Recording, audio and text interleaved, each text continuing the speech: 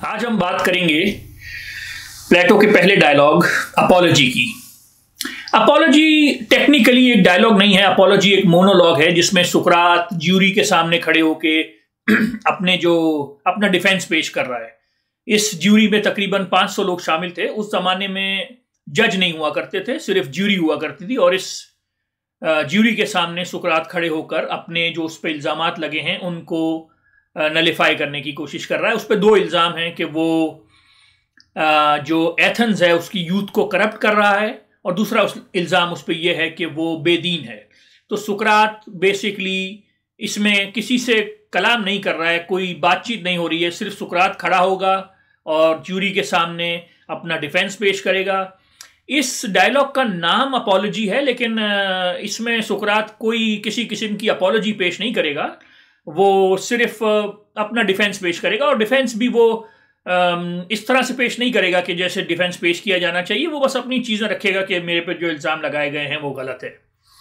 तो डायलॉग यहाँ से शुरू होता है कि सुकरात खड़ा होता है, सुकरात ज्यूरी की तरफ देख के कहता है कि भाई ये जो मेरे अक्यूज़र्स हैं इन्होंने मुझ पे जो इल्ज़ामात लगाए हैं उन पे तो मैं बाद में आता हूँ, लेकिन जो पहली चीज़ जो इन्होंने गलत आप लोगों को बोली है वो ये है कि इन्होंने आपसे कहा है कि मैं बहुत ज़बरदस्त तकरीरें करता हूं और आप मेरी तकरीरों के चक्कर में नहीं आइएगा। तो ये तो पहली चीज़ ही गलत है, यानी ये तो मैंने तो आज तक कभी तकरीर की ही नहीं है, मुझे तो तकरीर का फ़न आता ही नहीं है। यानी ये लोग कह रहे हैं कि मैं आपको अपनी बातों में घुमा दूंगा, ऐसा बिल्कुल नहीं है। मैं तो जो भी कहूँगा वो सच कहूँगा और मुझे तकरीर करना और लच्छेदार बातें करना और चर्ब ज़बानी करना नहीं आती है। असल में एक बैक स्टोरी आपको बता दूं कि सुकरात जो था वो जमहूरियत के खिलाफ था। उसने अपने हर डायलॉग में जमहूरियत के खिलाफ लिखा है और वो तकरीरों के भी खिलाफ था। यानी उस जमाने में एथेंस में रिटोरिटिशियंस बहुत हुआ करते थे। हर अमीर आदमी अपने बच्चे के लिए 2 या 3 टीचर्स रखता था जो उनको तकरीरें सिखाता था। तकरीर करना, तकरीर आना उस जमाने की एक बहुत बड़ी करेंसी थी। हर आदमी चाहता था कि उसके बच्चे तकरीरें सीखें। बड़े बड़े सोफिस्ट थे जो बहुत ज़्यादा फीस लेते थे और फिर लोगों को तकरीर का फ़न सिखाया जाता था। तो ये बाद में आने वाले डायलॉग्स में आपको पता चलेगा कि वो जमहूरियत के क्यों खिलाफ था, जमहूरियत ने एथेंस को तबाह कर दिया, वो तकरीरों के क्यों खिलाफ था, क्योंकि तकरीरों ने एथेंस को तबाह कर दिया। तो सुकरात कह रहा है कि भाई मुझ पर इल्ज़ाम ना लगाओ तकरीरबाजी का, मैं तो शुरू से इनके खिलाफ हूँ। तो बेसिकली सुकरात खड़ा होता है और कहता है कि ये लोग गलत कह रहे हैं कि मैं तकरीरें जानता हूं और तुम लोग अपनी बातों में उलझा दूंगा, ऐसा बिल्कुल नहीं। तो पहली चीज़ तो ये है कि मैं तो सिर्फ सच बोलूंगा और जिस प्लेन तरीके से बोलूंगा। मैं तो आज से पहले कभी ज्यूरी के सामने पेश भी नहीं हुआ हूँ। मेरी उम्र 70 साल हो गई है लेकिन मैं आज तक कभी ज्यूरी के सामने पेश नहीं हुआ, तो पहली दफ़ा आया हूँ। तो मैं तो सिर्फ सच बोलूंगा, तकरीर मुझे नहीं आती है। सुकरात अपनी बात शुरू करता है कि मेरे पर जो लोग इल्ज़ाम लगाते हैं वो 2 तरह के हैं। एक तो वो हैं जो हमेशा से मेरे खिलाफ बातें करते चले आए हैं और एक वो हैं जिन्होंने मुझ पर यह इल्ज़ाम लगाया है और मुझे अदालत में बुलाया है। तो जिन लोगों ने मुझ पर यह वाला इल्ज़ाम लगाया है और अदालत में बुलाया है उन पर तो मैं बाद में आऊँगा। पहले मैं उन लोगों का जिक्र करूँगा जो हमेशा से मेरे खिलाफ बोलते आए हैं। वो ज्यूरी की तरफ देख के बोलता है कि आप लोगों को बचपन से ये लोग ये बताते आए हैं कि मैं कोई बुरा इंसान हूँ, मैं अच्छा को गलत साबित करता हूँ, गलत को सही साबित करता हूँ, मैं बाल की खाल निकालता हूँ, मैं आसमान की तरफ देख के उल्टी सीधी चीज़ें सोचता रहता हूँ। सुकरात कहता है इस तरह के बहुत सारे लोग हैं, मुझे तो नाम भी नहीं पता, जो बहुत सारे लोग मेरे खिलाफ इस तरह की बातें करते हैं। इसमें सुकरात कहता है एक कॉमेडियन भी शामिल है। एक साइड नोट आपको बता दूं, उस जमाने में जो ग्रीक थिएटर हुआ करता था उसमें एक बहुत बड़ा कॉमेडी राइटर था एरिस्टोफेनीज। उसके 17 प्लेज हम तक पहुंचे हैं। उसके 17 प्लेज जो 2500 साल पहले थिएटर में प्ले किए गए थे वो हम तक पहुंचे हैं। उनमें एक प्ले का नाम है क्लाउड्स में उसने सुकरात का बहुत मजाक उड़ाया है। सुकरात को बंदर दिखाया है, सुकरात को दिखाया है कि वो इधर से उधर छलांगे मार रहा है, सुकरात को दिखाया है कि वो लाल बेग को देख के उसकी टांगों के बारे में सोच रहा है कि ये 8 हैं कि 6 हैं, और आसमान की तरफ देख के उल्टी चीज़ें। तो अगर आप वो क्लाउड्स पढ़ें तो उसमें सुकरात को बहुत ही गलत तरह का इंसान दिखाया है कि यानी क्लाउड्स में क्या होता है, जो एक आदमी को अपना कर्जा माफ़ करवाना होता है तो वो बोलता है जाओ सुकरात के पास चले जाओ, वो तुम्हें ऐसी लच्छेदार तकरीरें सिखाएगा कि जो तुम्हारे से कर्जा वापस लेने आएंगे वही बेचारे डर के चले जाएंगे। तो सुकरात उसका रेफरेंस दे रहा होता है कि ये एक कॉमेडियन है जिसने मेरे बारे में इस तरह का एक ड्रामा भी लिखा है कि मैं कोई बुरा इंसान हूं, मैं लोगों को कोई उल्टी सीधी चीज़ें सिखा रहा हूं। तो ऐसा बिल्कुल नहीं है, इसमें कोई सच्चाई नहीं है। मैंने कभी इस तरह की यानी चीज़ें सिखाने की लोगों को कोशिश नहीं की है। तो उसने कहा अब आप लोग पूछेंगे कि फिर मैं लोग मेरे खिलाफ क्यों हैं या मेरे बारे में इस तरह की बातें क्यों करते हैं। तो ये आपका सवाल जायज़ है। सुकरात कहता है कि असल में मेरे पास एक खास किस्म का विजडम है, वो विजडम की वजह से मैं इतना, मेरी रेपुटेशन खराब है। वो कहता है मेरा एक दोस्त था जिसका नाम था कायरोफोन, वो अब इंतकाल कर चुका है, उसका भाई जिंदा है। आप उससे जाके पूछ लीजिए कि कायरोफोन एक दफा टेम्पल ऑफ डेल्फी गया और उसने वहां के ऑरेकल से पूछा कि क्या कोई सुकरात से भी ज्यादा वाइजर है, सुकरात से ज्यादा वाइज है। तो जो ऑरेकल था उसने कहा नो वन इज वाइजर, कि कोई ज्यादा वाइज नहीं है। तो एक साइड नोट आपको बता दूं, उस जमाने में तो हर जगह टेम्पल्स हुआ करते थे, हर गली में टेम्पल्स हुआ करते थे, लेकिन जो टेम्पल ऑफ डेल्फी था वो उनका मेन टेम्पल था। आज भी आप अगर गूगल करके उसकी तस्वीरें देखें, वो पहाड़ी पर बना हुआ है। वो उनकी, अगर आप हेरोडोटस और थुसिडिडीज की हिस्ट्रीज पढ़ लें तो यूनान में कोई फैसला टेम्पल ऑफ डेल्फी के ऑरेकल से मशवरा लिए बगैर नहीं किया जाता था। टेम्पल ऑफ डेल्फी उनका चर्च ऑफ होली सेप्लिकर था, यानी कि उनका खाना काबा था, उनका जेरूसलम था, वो उनका सब कुछ था। उसका ऑरेकल जब कोई बात किया करता था तो वो पहेलियों में किया करता था, और फिर उस पहेली को आपका फर्ज होता था कि आप समझने की कोशिश करें कि उसने क्या कहा है।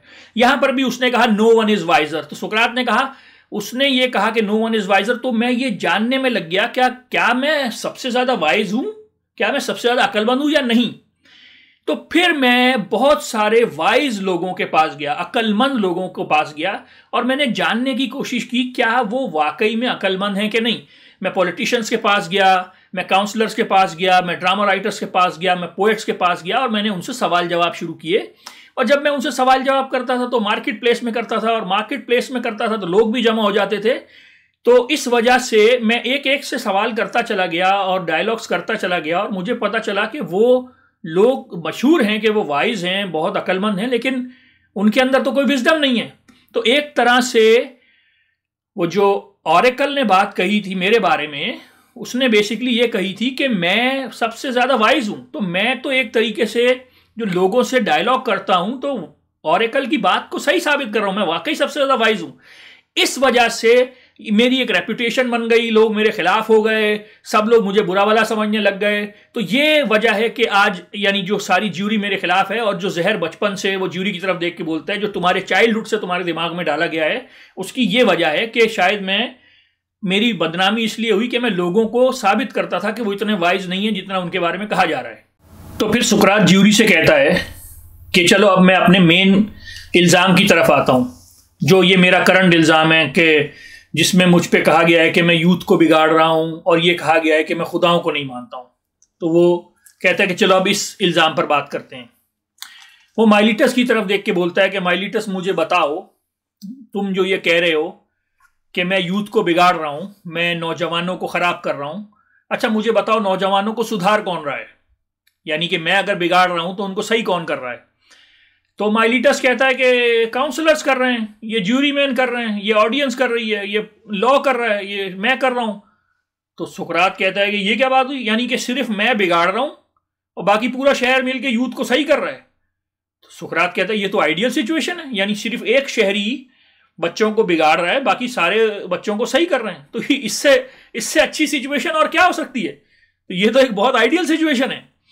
वो बेसिकली माइलिटस को बोलता है कि यार तुम्हें पता कुछ है नहीं, तुमने बस मुझ पे इल्ज़ाम लगाना था तो तुमने लगा दिया, ना तुम्हें यूथ की परवाह है, ना तुमने अपना होमवर्क किया है, ना तुम्हें कुछ पता है।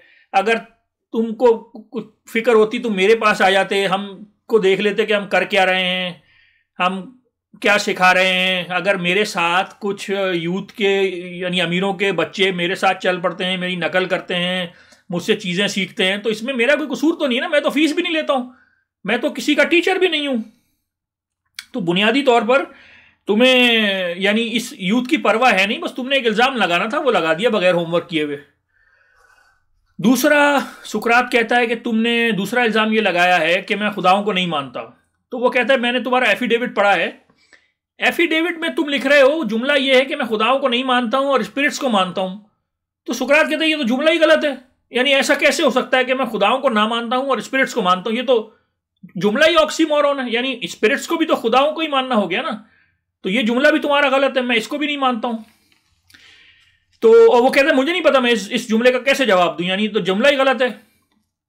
सुकरात कहता है कि देखो भाई, मैं अपनी टीचिंग्स पर खड़ा हूं, मैं मौत से नहीं डरता हूं।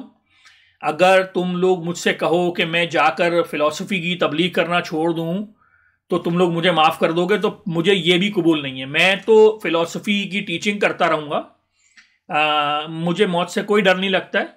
अगर तुम लोग मुझे मार दोगे, हो सकता है ये तुम लोगों का नुकसान मैं तो खुदा का काम कर रहा हूँ, मैं तो इस शहर के लिए एक ब्लेसिंग हूँ। हो सकता है कि मैं तुम लोगों के लिए खुदा की तरफ से एक तोहफा हूं, हो सकता है मेरे जैसा दोबारा कोई ना आए।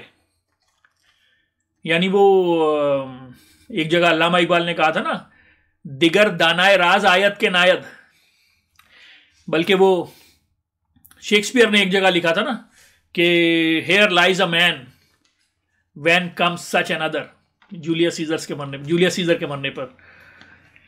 तो सुकरात कहता है, अब देखिए, सुकरात कहता है कि देखो भाई, मेरे अंदर एक डिवाइन साइन है,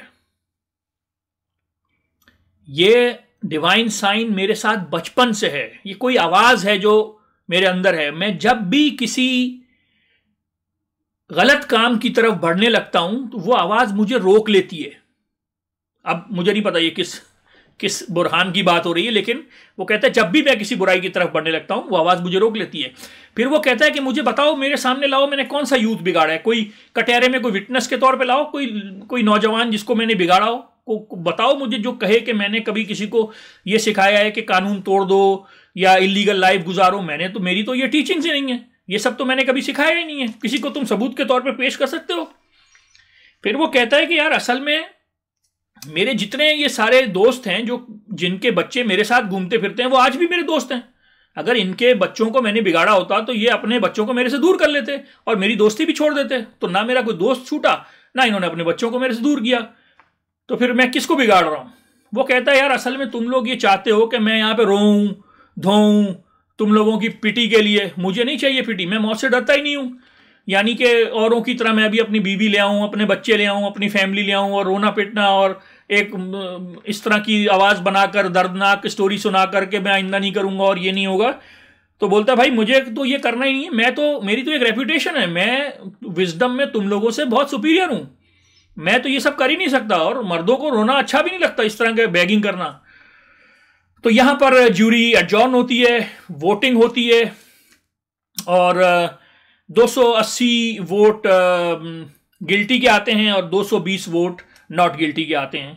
उस जमाने में 2 दफा वोटिंग हुआ करती थी, पहली दफा गिल्टी एंड नॉन गिल्टी, और दूसरी दफा जो सजा प्रपोज हुई है वो येस और नो। तो पहली जो ज्यूरी की काउंटिंग होती है उसमें 60 या 61 वोटों से सुकरात को गिल्टी करार दिया जाता है। तो यानी कि जो पहला वोट काउंट होता है उसमें सुकरात को गिल्टी करार दिया जाता है और माइलीटस जो है वो मौत की सजा तजवीज करता है।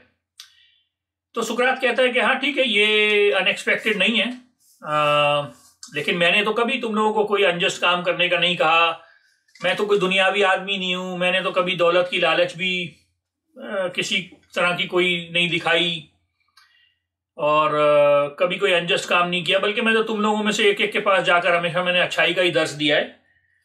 तो अगर तुम लोगों को मुझे सजा देनी है तो मौत की सजा नहीं दो, तुम लोगों को चाहिए कि वो जो महल दिख रहा है ना, उस महल में मुझे ठहराओ और बाकी सारी जिंदगी मेरी मुझे वहां पर फ्री खाना खिलाओ। ये मेरी सजा होनी चाहिए जो मैंने तुम लोगों के लिए काम किया है। फिर वो कहता है ना मेरे पास पैसे हैं कि मैं तुम लोगों को पेनल्टी पे कर सकूं और ना ही मुझे एग्जाइल होना है। उस जमाने में जो डेथ पेनल्टी होती थी, डेथ पेनल्टी के जो केसेस होते थे वो इजीली कन्वर्ट हो जाते थे एग्जाइल में। अगर आप ऑप्शन दें कि मुझे एग्जाइल कर दो तो वो एग्जाइल कर देते थे। वो इस ऑप्शन पे नहीं जाता, वो कहता है मुझे एग्जाइल भी नहीं होना, क्योंकि मैं दूसरे शहर भी जाऊंगा तो मैं यही हरकतें करूंगा, मैं यही बातें करूंगा, मैं तो चुप नहीं होऊंगा, मैं यही टीचिंग करूंगा, वहां पर भी मैं एक एक को लेकर खड़ा हो जाऊंगा, यही चीजें सिखाऊंगा। तो एग्जाइल तो मेरे लिए कोई वायबल ऑप्शन नहीं है। और वो कहता है कि ये कैसा डेथ ट्रायल है जो एक दिन में मुकम्मल तुम लोग करते हो, जो इल्जाम मेरे पे सालों में लगे हैं मैं एक दिन में कैसे उनका रद्द कर दूं। तो कहता है कर लो, आप लोग वोटिंग कर लो, मेरी जो डेथ पेनल्टी है उसकी येस और नो की वोटिंग कर लो। यानी कि सुकरात किसी किस्म का कोई प्ली नहीं करता कि मुझे ना मारो। खैर वोटिंग होती है और मेजॉरिटी वोट येस में आ जाता है। तो सुकरात कहता है कि भाई मैं तो वैसे ही बूढ़ा आदमी हूं, मैं तो वैसे ही मरने वाला हूं, यानी मैं तो वैसे 70-71 साल का हो गया हूं, और तुम लोग चाहते हो कि मैं रोऊं, गिड़गिड़ाऊं, मातम करूं, मुझे छोड़ दो, ये कर दो, मैं तो नहीं करूंगा। I would much rather die than beg for my life. और वो कहता है कि हम किसी को क्या पता है कि मौत बेहतर है कि जिंदगी बेहतर है। वो कहता है कुदरत तुम लोगों से इंतकाम लेगी, ये जिसने यस का वोट दिया है ना, और तुम देखना और भी बहुत सारे लोग आएंगे मेरे जैसे जो तुम लोगों को यही तालीम देंगे। और मेरा जो डिवाइन साइन है वो आज मुझे किसी काम से नहीं रोक रहा। इसका मतलब ये है कि मैं जो तुम लोगों से जिंदगी की भीख नहीं मांग रहा हूं ना, ये सही कर रहा हूं। मेरा डिवाइन साइन मेरे साथ है, मैं सही कर रहा हूं। मुझे तुम लोगों से जिंदगी की भीख नहीं मांगनी चाहिए। मैं ऊपर जाऊंगा तो, या मतलब मरूंगा तो मैं होमर से मिलूंगा, मैं हिसियट से मिलूंगा, मैं ऑर्फियस से मिलूंगा, और बड़े लोगों से मिलूंगा, मैं अच्छी कंपनी में जाऊंगा, मैं वहां पर भी अपना यही काम जारी रखूंगा। वो कहता है जो अच्छे लोग होते हैं ना उनके साथ जिंदगी में बुरा होता है ना मरने के बाद बुरा होता है। फिर वो कहता है कि ठीक है तुम लोग जाओ जियो और मैं जाऊंगा मरने, लेकिन हम दोनों में से किसी को नहीं पता कि कौन बेहतर जगह जा रहा है। तो इस तरह से ये ट्रायल मुकम्मल हो जाता है और सुकरात की डेथ पेनल्टी कंफर्म हो जाती है और ये डायलॉग भी खत्म हो जाता है। देखिए सुकरात के बहुत सारे दुश्मन थे। सुकरात एक बदतमीज इंसान था, यानी बहुत सारी डायलॉग्स में आपको ऐसा लगेगा कि ये सामने वाले को बोलने ही नहीं दे रहा है। और वो सामने वाले भी बहुत काबिल आदमी थे, जैसे गोरगियास हो गया, प्रोटागोरस हो गया, इस तरह के बड़े लोग जो काफी इल्म रखते थे, जो सोफिस्ट थे, उनको ये बोलने ही नहीं देता था। जैसे कैलिक्लस है, वो बहुत अच्छी बातें कर रहा था लेकिन इसने उसको बोलने नहीं दिया। आप जब डायलॉग पढ़ेंगे तो आप सोचेंगे कि काश ये उसको बोलने देता, वो अच्छी बातें कर रहा था। यानी कैलिक्लस के 2 पेज के डायलॉग्स हैं, लेकिन उस 2 पेज के जो डायलॉग्स कैलिक्लस ने कहे हैं उस पर नीचा ने अपना पूरा फलसफा डेवलप किया है। इस पर एक किताब लिखी गई है कि किस तरह से कैलिक्लस को नीचा ने इस्तेमाल किया। तो सिर्फ 2 पेज के डायलॉग्स, अगर उसको बोलने देता तो बहुत कुछ हमें सीखने को मिलता। तो वो अपने जब डायलेक्टिकल मेथड में आता था तो बस वो किसी को बोलने नहीं देता था, तो अपने दुश्मन पैदा करता था। दूसरी बात यह है कि ये जमहूरियत के खिलाफ था। देखिए एथेंस में वो जमहूरियत तो नहीं थी, वो तो मॉब रूल था, लेकिन फिर भी वो जो एथेनियंस थे उनको अपनी डेमोक्रेसी से बहुत प्यार था। वो समझते थे कि पूरी दुनिया में सिर्फ एक एथेंस है जिसके पास जमहूरियत है, यानी दुनिया में और किसी मुल्क में इस तरह से अवाम पार्टिसिपेट नहीं करती फैसला साजी में। तो वो बड़ा फख्र करते थे अपनी जमहूरियत पे, और ये जमहूरियत के खिलाफ था तो अवाम उसके खिलाफ हो गई। तीसरी बात यह कि ये एरिस्टोक्रेट्स के साथ था, यानी बहुत सारे वो एरिस्टोक्रेट्स जिन्होंने स्पार्टा और एथेंस की जंग में एथेंस को ही नुकसान पहुंचाया था, वो इसके दोस्त थे। यानी कि जैसे एल्सियाबाइडीज है, एल्सियाबाइडीज सुकरात का प्लेटोनिक लव था। यानी उस जमाने में हर बड़ी उम्र के आदमी का एक छोटी उम्र के लड़के से प्यार होता था, इसको प्लेटोनिक लव बोलते हैं। इसमें जरूरी नहीं है कि सेक्स भी शामिल हो, लेकिन एक प्लेटोनिक लव होता था। उस जमाने में औरतों से नहीं होता था प्यार, आदमी को आदमी से होता था। इसकी वजूहात मैं आपको अगले डायलॉग में सिंपोजियम में बताऊंगा कि इसकी क्या वजूहात थी, लेकिन ये प्लेटोनिक लव हुआ करता था। तो इसका प्लेटोनिक लव एल्सियाबाइडीज था। एल्सियाबाइडीज घटिया तरीन आदमी था, अगर आप उसकी लाइफ हिस्ट्री पढ़ें, उसने एथेंस को ही नुकसान पहुंचाया। और बेसिकली ये जो जमहूरियत थी एथेंस में, ये मॉब रूल था। ये लड़ते रहे, हर दफा तकरीरें करना, और इतना लड़े स्पार्टा के साथ। 27 साल तक इन्होंने स्पार्टा से जंगें लड़ी और दोनों बर्बाद हो गए, और यूनानी तहजीब बर्बाद हो गई। यानी यूनान जिसका पूरे मेडिटेरेनियन पे कब्जा था, जिसने पर्शियन एम्पायर को पीछे धकेला हुआ था, आपस में लड़ने के खुदकुशी से ये तबाह हो गए। तो ये यानी इनकी डेमोक्रेसी ने इनको ये दिया। लेकिन ये कि उनको अपनी डेमोक्रेसी पे फख्र था, वो इसको अपना दुश्मन समझते थे। सुकरात होमर के भी खिलाफ था। होमर उनकी जिंदगी का मरकज था, होमर की तरीके पे वो जिंदगी जीते थे। ये कहता था क्या शायरों के उस पर चल रहे हो।